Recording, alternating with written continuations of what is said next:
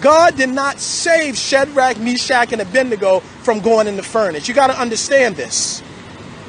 He did not save them from going in the furnace. By the way, right behind me, if you see that tower, and it's funny, I didn't even plan to do this, but I want to say this right quick. That tower behind me is a federal jail. It's a supermax. I was in there for many, many months.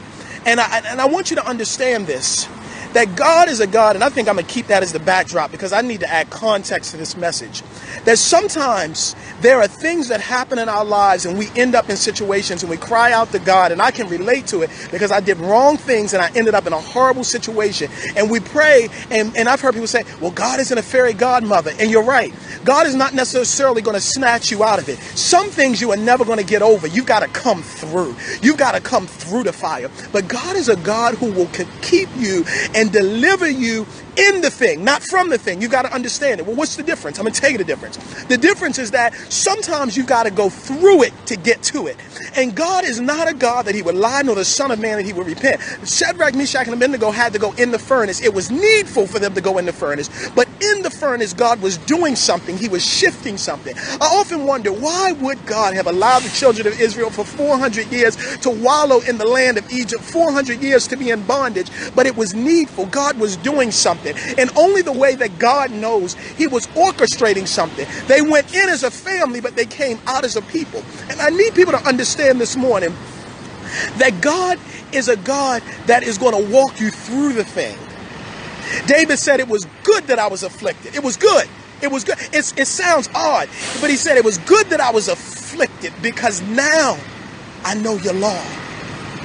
Sometimes it takes affliction. My mother was in the military, and she said that basic training was about breaking down the man, not breaking his spirit, but breaking his will. It had to, something's got to break. You can't make an omelet till you break eggs. There has to be a breaking. If the ground, think about it like this, the ground, if it's hard, the seed won't take.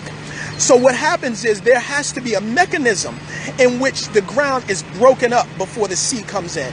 And God is speaking to somebody this morning that there is a breaking that is going on in your life, but there is a blessing in the breaking. And I promise you, I did not plan this, that this right here behind me would be the backdrop. But like I said, right behind me, and I don't want to call too much attention to it, but right behind me, people walk by it every day. It's a federal courthouse, but that high rise is a federal supermax. And I need you to understand this because I was there many months. I wasn't there the entire 3.5 years I was in prison because I went other prisons, but I was there. That there was a blessing in the break. There were a lot of sleepless nights there that I spent. There was a lot of sad time. There was a lot of solitary and isolation, but there was a blessing in the breaking. And I don't believe I would be who I am today if I had not gone through the breaking. And I want to encourage somebody today that being blessed does not mean you're not going to go through stuff. If Daniel had it his way, I'm sure he would have never gone in that den. If Shadrach, Meshach, and Abednego could have escaped the furnace from ever going in, I'm sure they would have. But there is a blessing in the breaking, and sometimes God will allow.